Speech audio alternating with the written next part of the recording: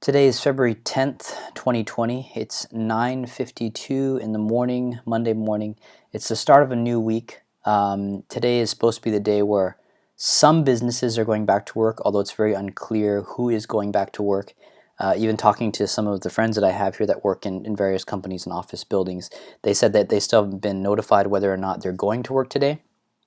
So there's just a lot of uncertainty going around.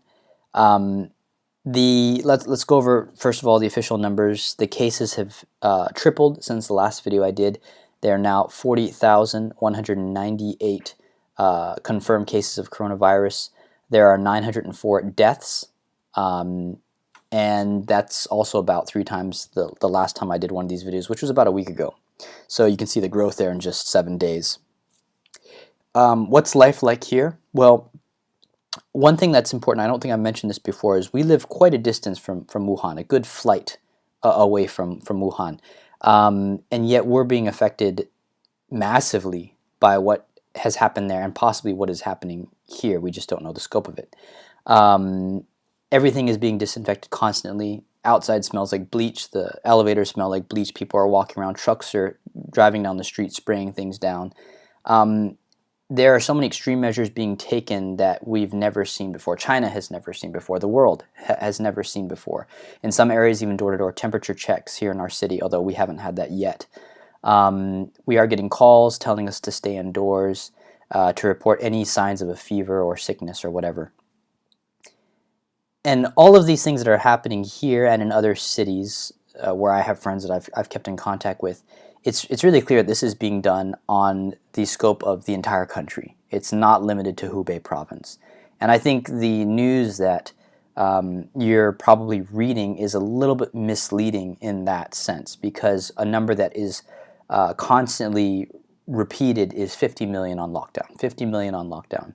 Where do they get that number from? Well, they're taking the cities that are most affected by the epidemic, starting with Wuhan and other neighboring cities there in Hubei province, and they're adding together the population. They're saying 50,000 or 50 million from those people, from those places are being affected. But the lockdown is far, far greater than just Hubei province and those cities there. This is in nationwide lockdown that's affecting the entire population of China, 1.3, 1.4 billion people. And I think that's a hard number to wrap my brain around, wrap your brain around. But imagine for a second, if you're living in America, I'm assuming most of the viewers for this are from America. Living in America, imagine that you take a plane from New York to Chicago. No, farther than that, from New York to Los Angeles. And Los Angeles, just like your hometown in New York, there's nowhere to get a cup of coffee.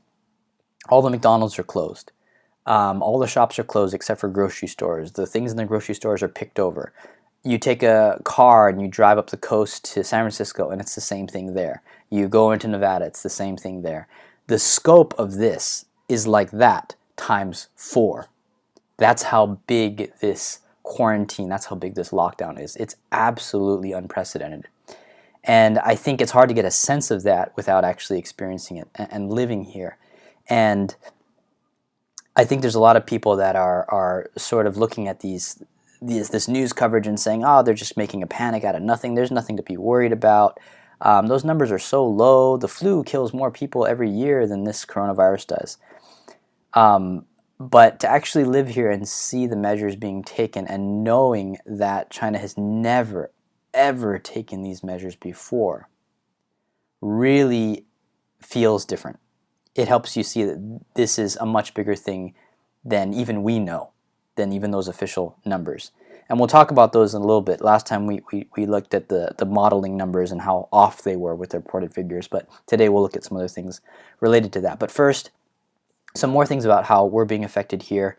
There's really nowhere to go. Everything's shut down except for major grocery stores and 24-hour like little convenience stores and pharmacies. Everything else is shut.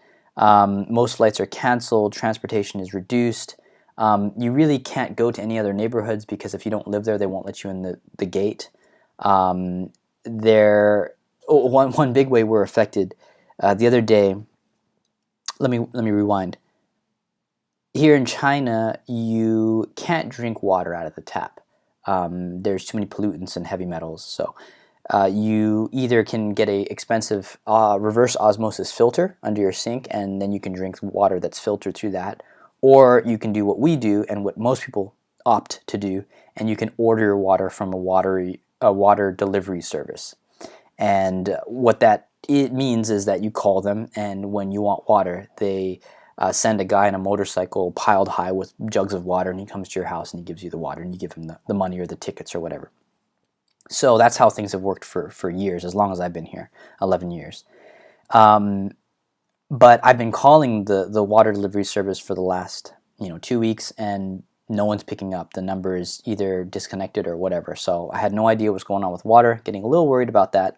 And then I got a call last Friday from the water delivery company, and the guy says, I'll be outside your neighborhood in 30 minutes. Be there, and you can take as much water as you can carry. So I thought, oh, this is really good. They're resuming water delivery services. I can go get my water. He couldn't come in the neighborhood because he's not allowed in. So I had to go out at the gate and meet him. So I brought my hand cart, and I'm waiting for him, and I see this guy pull up in a car that is just completely filled with these water jugs. And it's just an odd scene because they never deliver in their own cars. They always use the motorcycle. So, I asked him what's going on with the service, and he said, I don't know. None of the workers are reporting to work, and I don't know when I'll be back, but at least not in a month. So I got my water and I went back to the apartment. Now we'll be okay. I don't want you thinking that we're gonna die of thirst here. We have other means of getting water. If nothing else, we can get little bottles of water and we'll be okay. But I think it's these little things that add up in our day-to-day lives that make you realize that this is such a huge thing and it's affecting everything. And it's no longer just a number you read in the news, which is what many of you are reading. It's something that really is changing the way we live. Not being able to go to work, not being able to see your friends for weeks on end. All these things that add up, and it just feels like you're living in a war zone, or you're living in this, again, a post-apocalyptic movie. Now, in Wuhan, obviously the measures being taken are much more extreme. There are some videos going around that are really quite disturbing of homes being barricaded by the police. So they find out that someone inside is sick and they nail their door shut, or they weld it shut with an iron bar so that people can't get out. There's been videos of this going viral, and in many cases these are not even just instances happening in Wuhan, but happening in other provinces where people from Wuhan are coming and now they're being trapped in their homes. Now, in some cases, it seems that the police will first ask, do you have enough water? Do you have enough food for the next 2 or 3 days? And when the person says yes, then they'll board them up, which I think is still awful, but it's kind of a more humane, scenario given the circumstances. However, in this video, that's not happening because the person inside can clearly be heard saying in Chinese, "What are you doing? What are you doing? Stop it! I'm going to call the police." Not realizing that it is the police doing this. So obviously there was no communication back and forth with the homeowner before this action was taken. Now that's very disturbing. It's very worrisome. But that's just one piece of this puzzle. There has been other reports of elevators being shut down in certain cities to keep people from moving around, leaving their neighborhoods. But that creates obviously many other problems. I think of, what if you're an older couple or an older single person, a widower, and you're living in this building on the 23rd floor and you have reduced mobility. You can't walk down 23 flights of stairs to get your groceries. No one can come into the neighborhood. No one is allowed to send anything. There's no delivery services, no cars. So what do you do? How do you eat? How do you survive in the house? So when I see these kinds of things, I think to myself that the reported number of deaths from the virus is just the tip of the iceberg, because there's going to be so many other collateral deaths happening because of what's being done to spread the epidemic, or what's being done to stop the spread of the epidemic. These other measures that are being taken that are so extreme and sort of not giving thought to the consequences of how people will be affected. You may have read in the news about this boy that suffered from cerebral palsy who died of starvation in his home because his father was quarantined. The father begged with the the workers in the hospital for someone to go care for the boy, and they went like 2 times, but he died. No one was there to take care of him. For every report that I hear like this, I think of the 100 or the 1,000 other reports that are not being reported. And it's that human element to this that is really just so heartbreaking.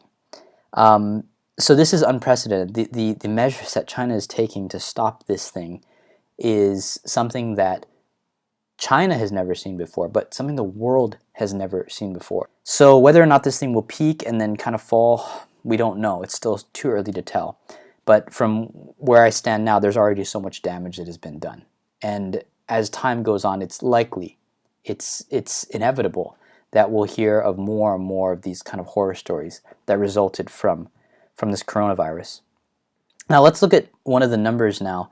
The reported deaths, again, it seems so low, 900 deaths. Would a country as big as China that prides itself on continuous economic growth and going to work and working these really long hours, would they really shut everything down because of a few hundred deaths? And I think they wouldn't. But there's a specific news item that has come up again and again and again, and I started doing some digging. And this, I think, just serves to kind of back up the fact that the real numbers are likely much higher than what is being reported. And that has to do with the crematoriums based in Wuhan. So obviously in a city like Wuhan, you have daily many people that are dying. In a city of Wuhan's size of 11 million, you'd expect to have about 180 to 220 deaths per day, not related to the virus, just in a population that big, that many people are going to die. Now, that necessitates having functioning crematoriums in many locations so that those dead bodies can be burned immediately. There's not obviously a lot of grave space, a lot of graveyards to put the remains of people, so they need to be cremated. Now in Wuhan there are approximately 45 crematoriums from the research I was able to do. Now the reports that started going out about 2 weeks ago were saying that the workers in the crematoriums are overworked and that they were burning more bodies per day than they ever had before, and that the crematoriums were open 24 hours a day now. Now, to kind of try to validate this figure, this report, I did some research on official Chinese media, and in fact, the government has decided to waive crematorium fees in the city of Wuhan. So that tells us that there are a lot of bodies being burned. And in fact, digging a little deeper, I was able to find some online, these sites where they help match people with jobs.